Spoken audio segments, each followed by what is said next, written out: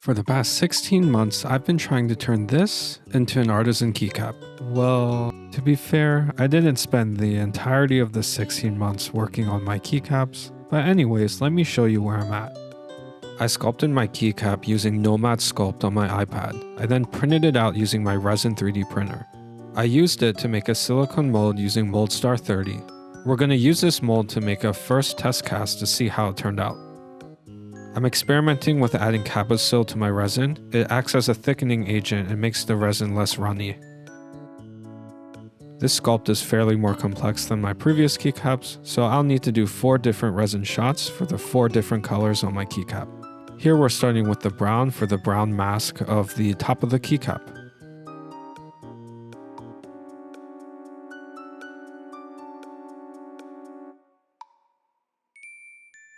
If you look closely, you can notice that I did not do a good job as some of the resin spilled over the edge. But that's okay, we can clean it up with a flush cutter.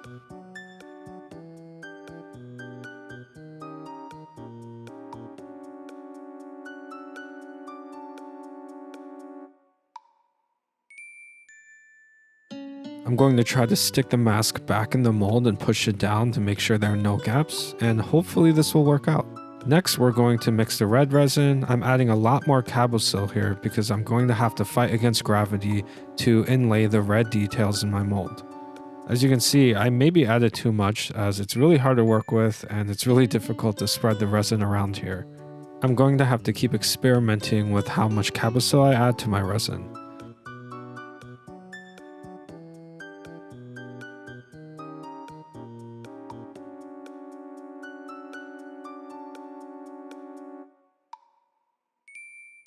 Here it is all cured. I have no idea how it's gonna look, but let's keep moving forward.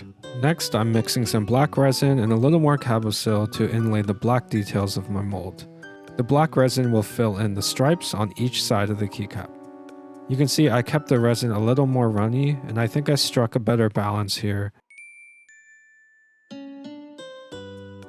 I'm trying to fill in the areas here where I want it to be black without putting too much that it spills over.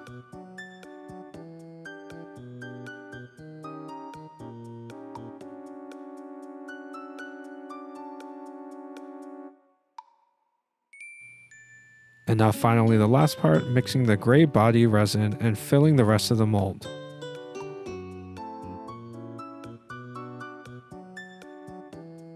I'm also going to pre-fill the stem to just avoid any potential air bubbles. I'm having to work pretty quickly here as I'm using a resin with a short pot life. I'm also trying to be as gentle as possible when putting the mold together as to not introduce any extra air. Now that my mold is put together, I will put it in the pressure pot again and we'll see what our results look like. We're finally opening the mold here, and as you can see, we ran into a small problem, or a pretty big one. For some reason, the black stripes did not adhere to the gray body resin.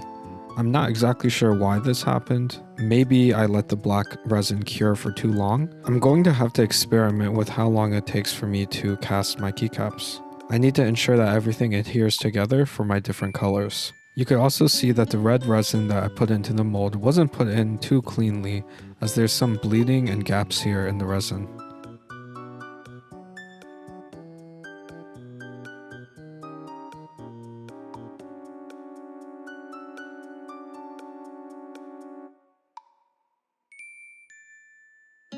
Well, looks like I have a lot to improve on, so it's back to the workshop for me, but hopefully you learned something in this video. I'd appreciate it if you gave a like, comment, and subscribe, and I'll see you in the next upload.